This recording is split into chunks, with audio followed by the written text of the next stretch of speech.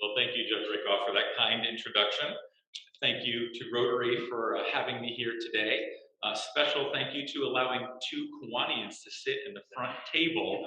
And this is not in my script, but Judge Rakoff, thank you for describing your guest as the speaker's wife. I have to give you a little history. So this goes back to about 2007, 8-ish. Jody was relatively new in town. I had been here for a while. And we started dating, and Jody was Chris's girlfriend, later fiance. Then Jody had a hand in bringing a $150 million gift into town, and I suddenly became Jody's husband. Then I ran for judge, and she was Chris's wife again. And then she became Woman of the Year, and I was demoted to Jody's husband. So I'm happy to be back in the, yeah, there we go. Good stuff. So I'd like to talk to you today about three things. And since I was taught by both nuns and Jesuit brothers for 15 years, I'm going to abide by the basic paper writing, speech, brief rules. And that is, I'm going to tell you what I'm going to tell you. Then I'm going to actually tell you, and then I'll summarize what I've told you at the end. So, lest I have my knuckles smacked with a yardstick, here I go. Three main things. I want to tell you a little bit about myself, including maybe who I am, and why being a judge of ELKR Superior 5 is a really good fit for me. Second, I want to tell you about the current state of ELKR Superior Court number 5. And thirdly, I want to talk about the new courthouse project and what that means for the realignment of the courts in Elkhart County into what will become divisions of both all three of criminal, civil, and family law. So first, a little bit about myself. Judge Rakoff already told you I was born in Brooklyn, New York. I grew up in a tight-knit Italian Catholic family. I lived with my maternal grandfather, grandmother, dad, mom, sister, brother, me. So I was the youngest of 7 people. Of the 4 adults in the house, no one went to college. My mom was the most book smart person. She actually got a high school diploma from a regular high school, went on to be a secretary. She was meticulous and gave me my OCD, so that's good. She also taught me a lot of life lessons about trying to be a caring person, etc. My dad was an extremely hard worker, but he realized halfway through high school he didn't really like books and writing and reading, and he transferred to a trade school, was an excellent mechanic and did that for a while. And then after he married my mom and had my sister and my brother, my mom kind of tugged at him. He needed to get a job that had health insurance for the kids. So he became a New York City fireman, but didn't want to put his love of cars away, so he continued to do that, bought a car lot, and then he worked 40 hours a week as a fireman, 60 hours a week at the car lot. So I learned hard work and good work ethic from my dad. My grandparents were great people. They both quit school when the Great Depression hit in 1929. They were almost 14 and almost 11 at the time. They never went back to school. And they worked, my grandfather worked for a furniture store for about 40 years. My grandmother was a seamstress from an early age in the New York City garment district. And we didn't waste anything in my house. I had 2 depression babies. So before we were done eating a dinner, we were already talking about what was being saved for tomorrow and how we were going to make that into a meal. So I learned to be frugal, fiscally responsible from my grandparents. All right, well, let's talk a little bit more about my growing up.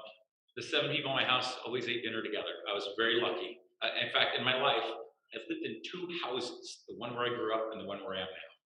I had some dorms, some apartments and whatnot, but I'm really lucky to have that. And I had 6 other great people along with myself in my house. And, when I think about my childhood, I wouldn't change a thing about it. But I realized when I got to law school, there were so many students in law school that had parents who were lawyers or judges or, sophisticated business leaders. We didn't talk about fancy stuff around my house. We talked about the Yankees. We talked about if we should have put an extra pound of pasta in the pot because Chris and his friend were both there for dinner that night. And we talked about the next family gathering, etc. But I think that my family was very down to earth, very caring. And what I learned from them was that every person has infinite value and worth, and that people need to be treated with respect. I can recall a time as a teenager, I went to a traffic court hearing with my grandfather. We took the train from my part of Brooklyn to downtown Brooklyn. And we got there early and we were having a cup of coffee outside waiting to go in. And my grandfather made the comment, I just hope the judge is nice. And that really stuck with me all these years later. And I've repeated that a billion times as I went through 2 campaigns. But I think being a nice judge is important. Now, am I nice all the time? No. Sometimes my patients get tried, and Jody will attest. I bite my tongue, and then I tend to explode. So yeah, there have been times when I told people what they did really wasn't appropriate and I didn't appreciate it. Absolutely. And do I say it forcefully? Absolutely. But my default method is nice. This is going to lead into point 2 here, but Elkhart Superior 5 is one of the small claims courts for Elkhart County, and it also has a number of misdemeanor crimes, a lot of people who are unrepresented. So I often see people who are coming to court, they don't have a lawyer by their side, they might not know what's going on, and I consider it my job to welcome them, hear them, again, let them feel heard, and give them a fair shake. So I think that makes me a good fit for Elkhart Superior 5. So Elkhart Superior 5. Let me back up a little bit more about myself first. So I started practicing in Elkhart Superior 5 when Judge Rickoff was on the bench. I worked when I started and got to town. I was at Chester, Poff, and Brotherson, and Bob Poff would often do some real estate development issues. He'd bring in apartment complexes, and then I kind of did the lower end work of doing the evictions and collections for a lot of the area apartment complexes. So I was in front of Judge Rickoff on a monthly basis for, I don't know, probably 8 to 10 years. And I've learned a lot of what I do right now. I model after Judge Rickoff because I always found him to be extremely respectful and kind. And there are words that I use today that I can hear Judge Rickoff saying in 1996, and I am trying to repeat them because I want to emulate him because I have a lot of respect for him. But my point was, I had some experience in the sport before I took the bench, and I kind of knew what I was getting into. Again, I already mentioned the small claims aspect and the misdemeanors sometimes with unrepresented people. But my court, I'm kind of lucky. I handle criminal and civil cases only. There are other judges in town who, I think one might be online, handles criminal and civil and family law as well, with divorces and fraternities and maybe some guardianships. Then there's probate matters.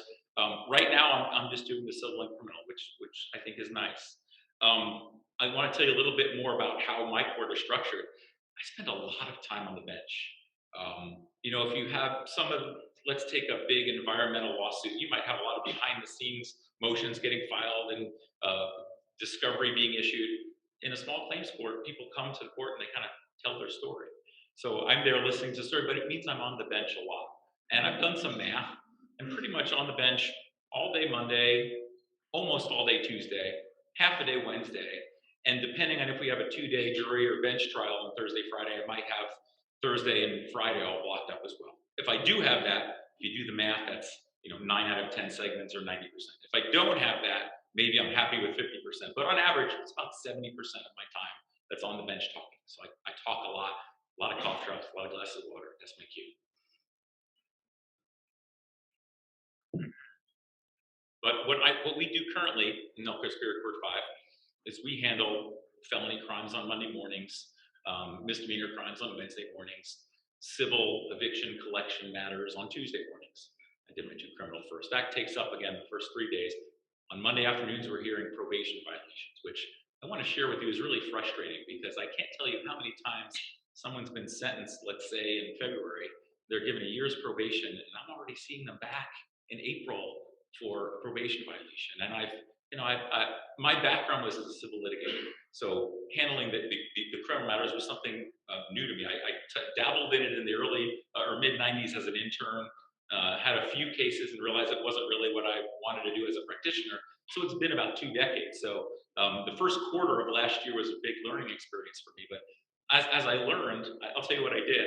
I was very lucky as a law student to have a distant family friend who was a judge in Brooklyn. And he took me under his wing and allowed me to intern with him, where I would go to court, watch what he did, and we'd talk about it afterwards. And it was really valuable to me. So last summer, we're not shelling out the dollars for paid internships in Elkhart County, but I had 2 students who said, I'm interested in possibly going to law school.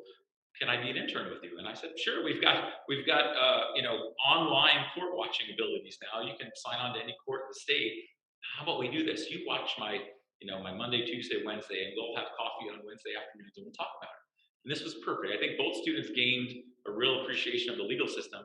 And I told them, this is what I want from you, because I'm going to give you a task. I said, I want you to listen to the hearings, especially those probation violation hearings on Monday afternoon.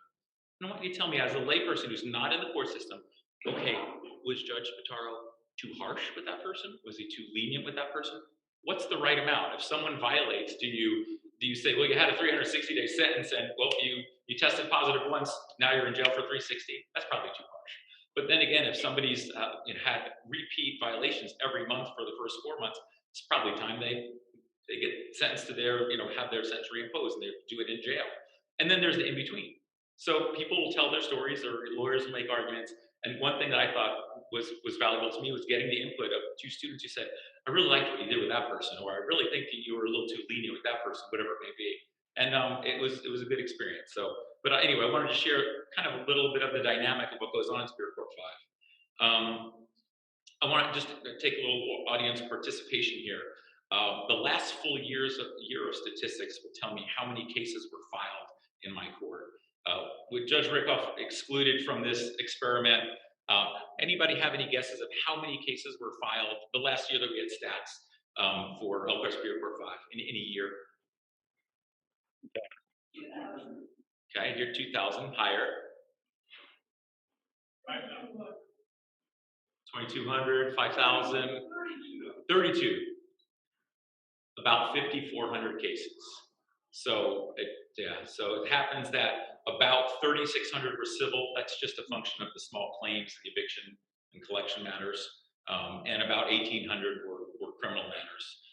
And the crimes that are in my court are all the misdemeanors, of Class A, B, and C misdemeanors, and lower level felonies. So I think Judge Cristofino's on. He gets the murders up at the top of the felony chain, and then they'll go down 1, 2, 3, 4, 5, 6. I see some 5s with habitual traffic offenders, a lot of 6s, and then mostly misdemeanors. So I'm not sentencing anyone to 10 years in jail or IDOC or anything like that. But again, if you think about it, you might only see a handful of murders in a year, but you're going to see hundreds of possession of marijuanas. And my big crimes are possession of marijuana, possession of meth, possession of paraphernalia, and then the driving crimes: operating while intoxicated, operating while suspended, operating while never having a license. Those are my big half dozen that I see all the time. But you've got to imagine there are going to be tons of those. There are only a handful of the more serious crimes. So it's a high volume court for sure. I joke around. They publish statistics. All of our ELKR County judges are working really hard. On average, we do the work of about like 1.25 judges.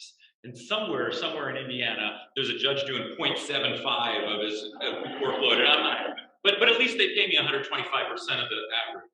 They don't do that. They do not do that. But good news is that we're going to be petitioning to add a couple of judicial officers. We have magistrates to help us. We can make an addition. We can possibly promote a commissioner to a magistrate, give them more authority to help with an assortment of cases. So in the next couple of years, that's going to all come down. And that actually leads me into my third point: the court consolidation and the courthouse project.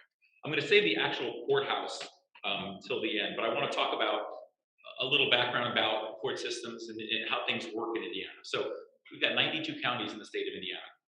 Every county has a circuit court. If you take a really rural county where that one circuit court judge can cover everything, all the criminal, civil, family, paternity, probate, guardianships, that judge might do everything. Now go to the opposite extreme. Let's go to Marion County, where you've got this Marion Circuit Court and maybe 40 other superior courts and some other city and town courts. You've got 4 dozen. What tends to happen when you have that many is that the courts will specialize. And this court will only hear criminal matters. This court will only hear civil or only family. ELKR County's kind of been in the middle. We're not so big as Marion County. We're not as small as some of the rural ones. So we have our circuit court. Judge Cristofino is the judge of our circuit court, sits down in Goshen. Then we have 6 superior courts. That does not include ELKR City Court, Goshen City Court, etc. So of the 7 courts, we all do an assortment. As I mentioned earlier, there are judges that'll do all 4 of the main kinds, as I call them. I do criminal and civil. But we've reached a point, especially with the new courthouse that's going up in the Dunlap area, where it makes sense to realign. So what we are going to do in Elkhart County is have three divisions: the criminal, the family law, and the civil. So criminal is going to see four out of the, I'll say, eight judicial officers, main ones. We've got Judge Cristofino of Circuit Court. We've got Judge Osterday of Elkhart Superior Court 1, Judge Cataldo of Elkhart Superior 3, and Judge Lund of Elkhart Superior Court 4, which is our drug court. So those four courts are going to do eventually, in a couple of years, all criminal law. Family law, we have Judge Bonfiglio of Elkhart Superior Court 6, and also recently appointed Magistrate Elizabeth Bellin, who is going to handle a lot of family law matters. And we also have Commissioner Fox who assists there. So that will be the family law division. So that leaves two other judges, Judge Steve Bowers and myself. Judge Bowers is currently the judge of what is designated as one of the commercial courts. So he does see a lot of civil litigation, again, on a commercial level. My experience for my 24, 25 years was as a civil litigator. So it made sense for my court to be one that handles civil cases. So 2023, we're probably going to start redistributing some things and move, because we have so many pending cases.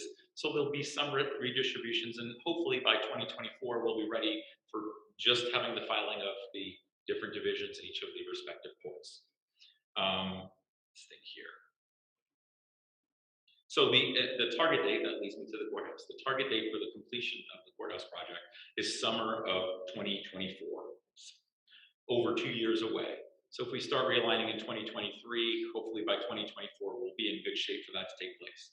I try to come up with a top 10 list. This is just Chris's top 10 facts about the new courthouse. So for those who don't know, the location of the new courthouse complex is going to be close to the intersection of US 33 and the new County Road 17 overpass. So if you don't know, as a visual, if you're heading from Elkhart to Goshen on US 33, you go underneath the County Road 17 overpass, and the next right you can make is Reliance Road. If you make a right on Reliance Road and look to your immediate right, that's where the courthouse is. I am told, I know it's a 4-story building. There'll be different divisions on different floors. The main floor will house the clerk's office and probation, juvenile probation, public defender, public meeting areas, access to justice center, and eventually there will be a prosecutor's section on a different part of the complex. There won't be right now, they're still leased there. But in any event, there's this 4-story building that I'm told, because of the level, the height of each ceiling, it's going to look like a 7-story building. So it will be, I think, a fairly majestic area, and it'll kind of be the center of town. It's in between Elkhart and Goshen. So that's, we have to look forward to there. As far as the footprint, one quote I've heard is, it's got the footprint of a football field, including the end zones. So we've got 120 yards, give or take, and it's rectangular in shape. It really does mirror a football field. We broke ground in fall of 2021, just a few months back. Again, it's supposed to be completed by summer of 2024. A lot of people ask, what was the price tag of it? Some of you know by reading the papers. Otherwise, I'm told there's $94 million in bonds and some other funds that will go into it. I think it puts us a little north of a $100 million project. It's going to be a magnificent project. It's on a trolley line, which is important, as people talked about the downtowns and how people could currently walk to the Elkhart Courthouse or the Goshen Courthouse. Not everyone owns a car, and a lot of my small claims defendants or criminal defendants might not have transportation, so we wanted to make sure there was public transportation. There will be a roundabout at the front of the courthouse for easy drop-offs. And inside, I'm very excited. There's going to be a beautiful statue of Lady Justice, which I think will signify to everyone the importance of what's going on in the courthouse. Next fact, random fact, is I think I've heard many pros and cons, and as my wife knows, I tell my daughters all the time, there are pros and cons to everything in life. You can make a list of, these are all the good things I like, these are all the bad things. And I know that taking courthouses out of the downtowns is a serious issue, and there are business owners, there are law firms with offices across the street right now. There are auto body shops that for years have been thrilled that people could drop off a car, go to the court hearing, come back later. It was great for everybody. That's not going to happen. At the same time, we're going to be centralized. We're not going to have multiple clerks' offices. We're not going to have repetition of duties, and we're going to be able to pool all those resources in one building. And also make modern technology with all the WebEx hearings that go on these days, with all the special exhibits that might happen in a trial where someone wants to push a button and show a video. We're going to have that in the new courthouse. But one of the reasons on that level of why it was determined we needed to do this is there's so many different aspects. Number one is security reasons. For those who don't know, down in Goshen, currently Judge Lund's courtroom and chambers are in the basement. She doesn't have her own bathroom. She needs to go down the hall and use the public restroom with the criminal defendants she just sentenced. You know, maybe she sentenced someone to probation, they're walking out, and maybe they linger and she needs to go to the restroom. There's some concern there. Another one, not handicap accessible. It's a beautiful courthouse in Goshen. Those stairs that go up, there's no ramp.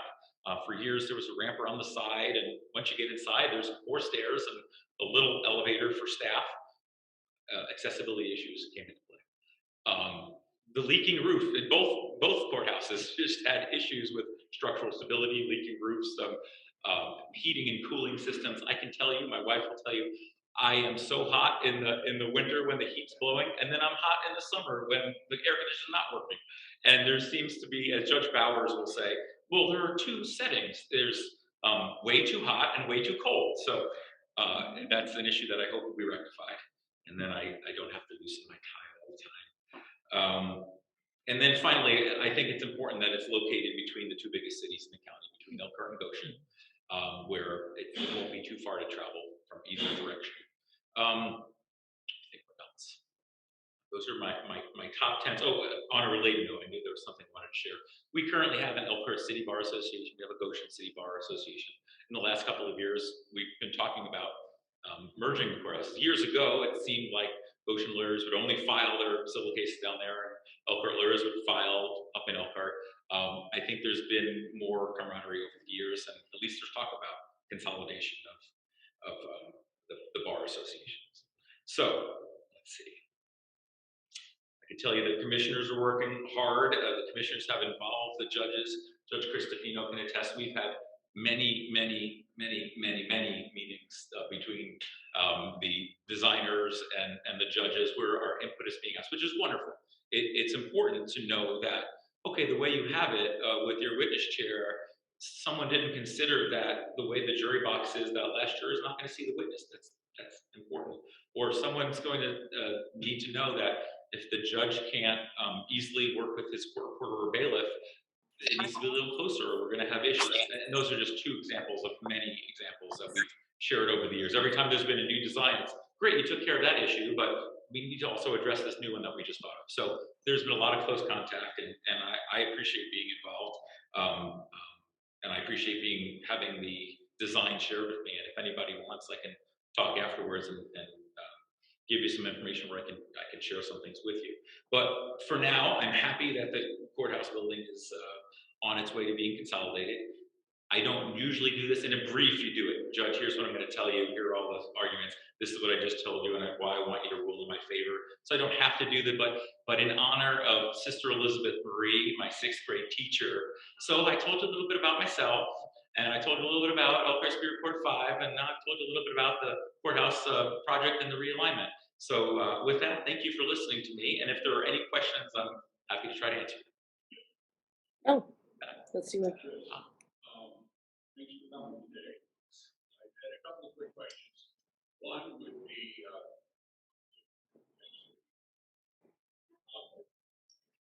the first question is, the new building looks to be about 520,000 square feet.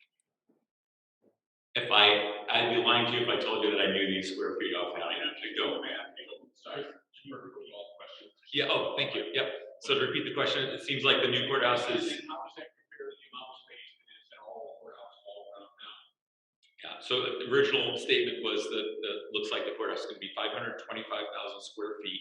And how does that compare to what we have now? I don't know the second part of your question either. I believe we're going to have much more room. In particular, the main floor is going to have an access to justice center that is extremely large, where people could come in and maybe do some research, maybe get some forms, be able to take care of things on their own. there's going to be a large jury assembly room, which we currently don't have. So in a big case where we have a number of jurors called, right now, I just had a jury trial last week, and we had, as the lawyers started what we call voir dire to ask questions about prospective jurors, we had jurors in the jury box.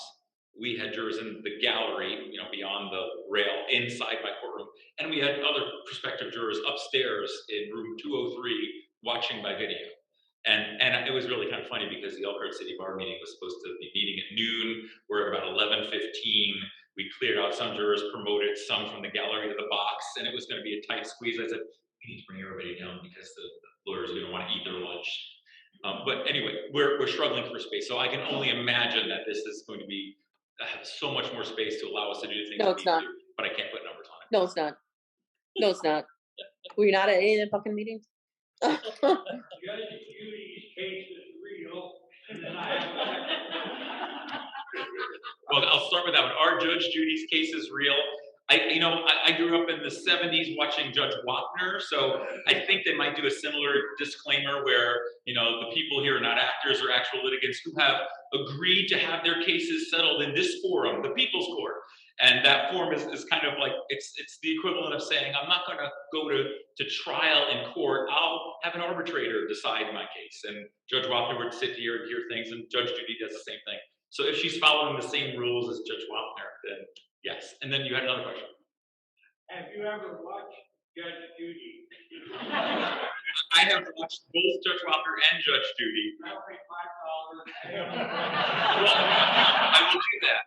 I did notice, and I haven't watched a Judge Judy episode in years, but I just noticed it's now Justice Judy because did she switch networks or something? And I don't know, Judge Judy, Justice Judy sound pretty similar to me. But anyway, I think it's Justice Judy. Yes. You mentioned that you had a day where you had probation violations.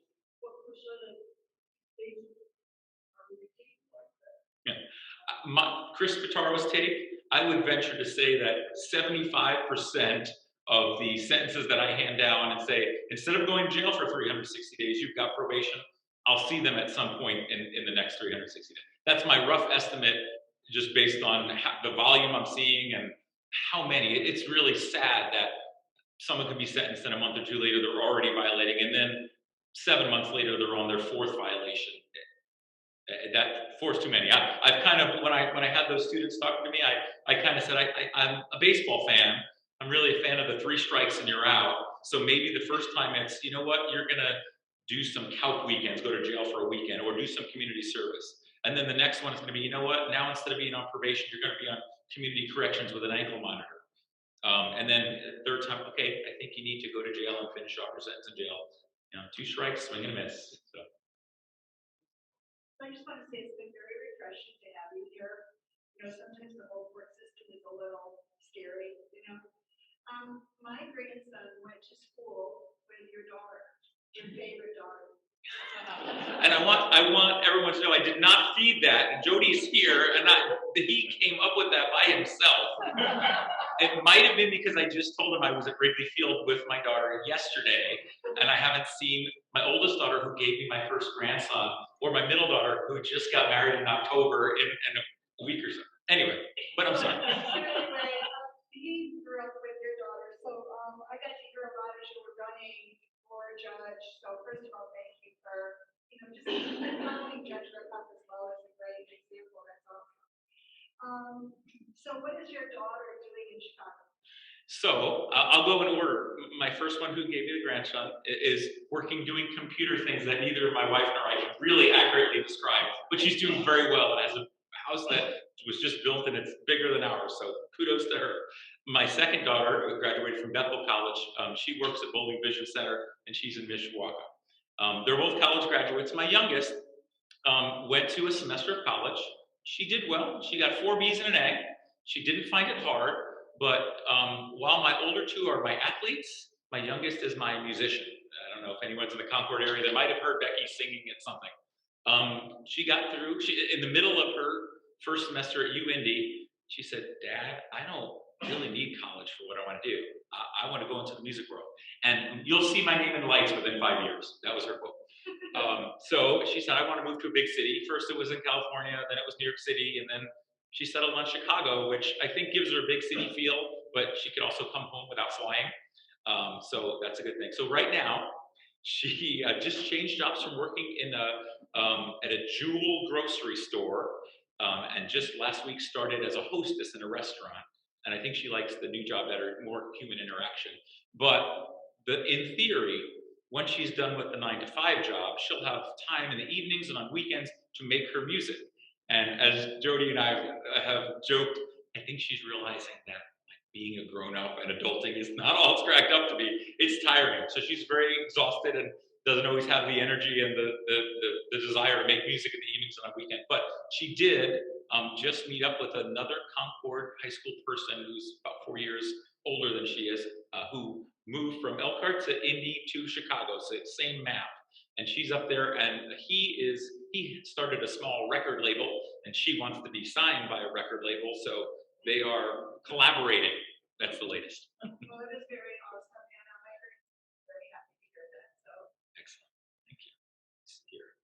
It is 1 o'clock, so I know that's normally dismissal time. I don't have hearings until 1:30, so I can stick around for a little bit if anybody has any other questions. Okay, thanks so much. I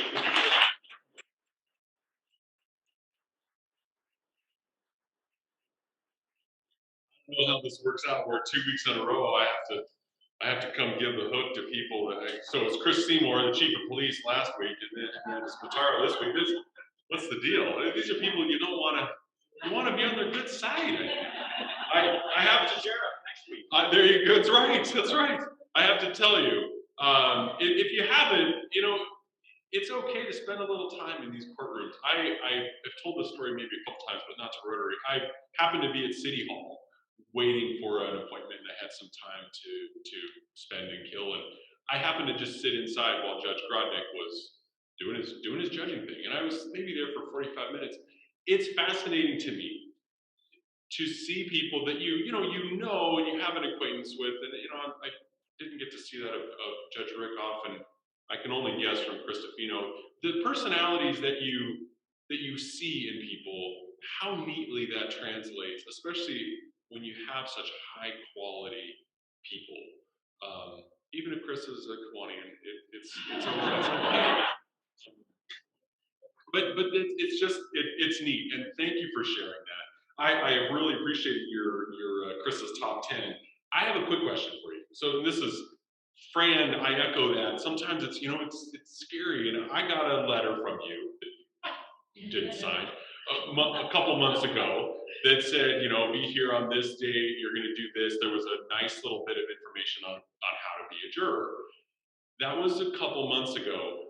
Weeks in advance, I got both a text and I think it was maybe a phone call recording that said I didn't have to show up, and it was on April 7th, which was a Thursday. Why? So I filled out a survey, a questionnaire. What are possibilities for why I didn't get called back in? And real briefly is about 90% of the trials that we set are for criminal matters, and often as a criminal defendant's trial is approaching, they might have second thoughts about whether they want to go to trial or take that plea deal that allow them to get away with no jail time. And if they plead, then that will vacate a date. But we will often set, roughly 5 in order, expecting that one will plead, two will plead. Okay, do we still have one left at the end? And then for civil cases, it might just be that people settled, maybe they went to mediation, maybe not, but they resolved their dispute, they no longer need a trial. Thank you. I just thought that might be useful information. All these years, I've never actually gotten called, and I just wondered what I was doing wrong, or how I was answering those questions. Everybody always has those. This is how you avoid jury duty. Are any of those true? And just are there ways you can BS your way out of being? Chris will neither agree nor deny. Yep, that's it. Chris, thank you so much. Jody and Charmaine, thank you both for being here today. Everyone, it's so great to see more faces back here. I didn't say it last week, but several of you, it was your first meeting back from maybe having been enjoying a sunnier climate. Is that right? Are there any more first timers here, sort of back for the season? Hey, Bob Schultz, there you go. Thanks, everybody. Have a great week. Continue to serve in the community, and we'll see you all again very shortly.